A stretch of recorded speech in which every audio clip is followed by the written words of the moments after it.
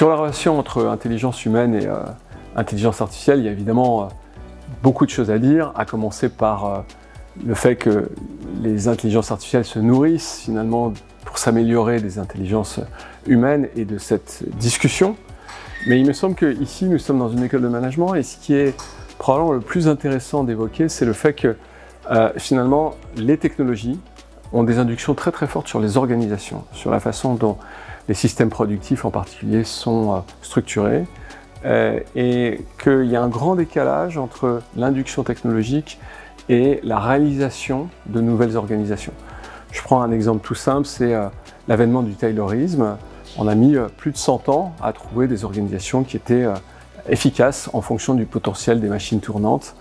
Et on peut supposer que l'avènement de l'intelligence artificielle va avoir des conséquences assez radicales, à mon avis, sur les organisations. Je pense par exemple au fait qu'on va plus travailler en écosystème, qu'on travaillera en collaboration avec des machines de façon quasi systématique et qu'on pourra travailler de façon asynchrone, de façon très décentralisée également. Je vais aborder d'ailleurs ça dans mes propos tout à l'heure et je crois que c'est vraiment quelque chose qui nécessite d'être travaillé en matière de management.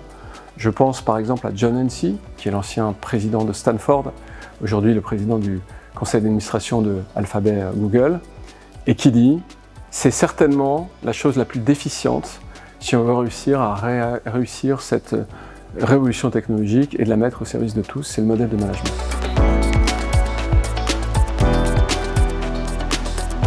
L'intelligence artificielle, elle est ancienne, elle a 60, 80 ans, peut-être, ça dépend de quel marqueur on prend comme moment de départ, mais il y a effectivement une forme d'accélération, d'exponentielle, que l'on observe notamment du fait des investissements qui sont faits dans ce domaine, et on arrive au moment où ça commence à toucher les systèmes productifs, mais aussi les systèmes sociaux, et ça nous invite à nous poser des questions assez fondamentales sur notre organisation sociale, et finalement notre civilisation.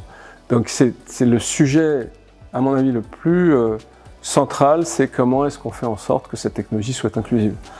Dans les précédentes révolutions industrielles, on a eu des moments d'exclusion. On parle par exemple du Gilded Age, c'est un moment où l'argent se concentre, les compétences se concentrent également, des trusts se créent, et donc il faudra finalement une relation entre le régulateur et l'innovateur pour réussir à résoudre ça.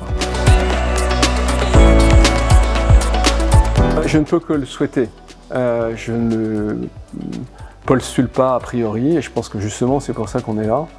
Parce que c'est aussi le travail des académiques, des acteurs politiques, de faire en sorte que ça ressorte et qu'on parvienne finalement à guider, si c'est possible, l'innovation vers les rails qui la portent sur les champs les plus inclusifs.